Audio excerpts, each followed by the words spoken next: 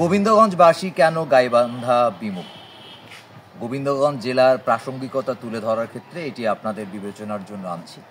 কেন গোবিন্দগঞ্জবাসী গাইবান্ধা বিমুখ? গাইবান্ধা আমাদের জেলা। গাইবান্ধা জেলার সদর গোবিন্দগঞ্জ থেকে 37 কিলোমিটার দূরে অবস্থিত। এমন একটা প্রেক্ষাপটে গোবিন্দগঞ্জ উপজেলার অধিকাংশ মানুষ গাইবান্ধা বিমুখ। তারা প্রশাসনিক দাপ্তরিক কাজ ছাড়া গাইবান্ধায় সাধারণত যায় না। গাইবান্ধায় আত্মীয় স্বজনের পরিমাণও তুলনামূলক কম। গোবিন্দগঞ্জবাসীর যোগাযোগ এবং অন্যান্য প্রয়োজনের প্রচলনটা অন্যত্র।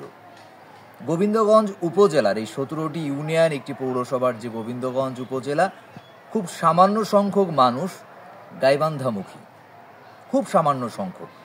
অন্যরা সবাই স্বতন্ত্র পরিচয় দিতে অভ্যস্ত, স্বতন্ত্র থাকতে অভ্যস্ত। তারা বগুড়ামুখী, রংপুরমুখী, কিন্তু গাইবান্ধামুখী নয়। এমন একটি জনপদে আমাদের গোবিন্দগঞ্জ উপজেলাটি অবস্থান।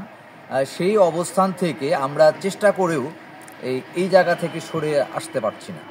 কেন পারছি না, এটা আসলে একটি চিন্তার বিষয় হয়েছে। গোবিন্দগঞ্জকে জেলায় রূপান্তরের জন্য দীর্ঘদিন ধরে গোবিন্দগঞ্জে নানামুখী আন্দোলন চলছে, নানামুখী প্রচারণা চলছে। যেহেতু একটা জনপদ তার নিজ জেলার সাথে ওতপ্রোতভাবে আন্তরিক নয় এবং ওতপ্রোতভাবে যুক্ত নয়, শুধু প্রশাসনিক দাপ্তরিক কাজ তাদের মুখ্য, এইটুকু কাজের জন্য তারা গাইবান্ধার উপর নির্ভরশীল। তেমন প্রেক্ষাপটে যে উপজেলাটি স্বতন্ত্র পরিচয় দিতে অভ্যস্ত, সেই উপজেলাটি কেন জেলা হওয়ার দাবি রাখে না? এটি কিন্তু একটা বড় প্রশ্ন। আপনাদের অনেকেই হয়তো এই জিনিসটা উপলব্ধি করতে পারছেন না, বা যারা পারছেন তারা হয়তো সেটাকে গুরুত্ব অনুধাবন করছেন না। একটা উপজেলা স্বতন্ত্র পরিচয় নিয়েই প্রকাশিত হতে চায়। তাদের পার্শ্ববর্তী বগুড়া এবং পার্শ্ববর্তী রংপুর, অন্যান্য অংশের সাথে তাদের যেমন যোগাযোগ, এবং গোবিন্দগঞ্জের একটা অংশের সাথে জয়পুরহাটের যেমন যোগাযোগ, কিন্তু নিজ উপজেলায় গাইবান্ধার সাথে তেমন তাদের সংযোগ নাই। যেন আমরা বিমাতার সন্তান, এমন আমাদের আচরণ গাইবান্ধার সাথে।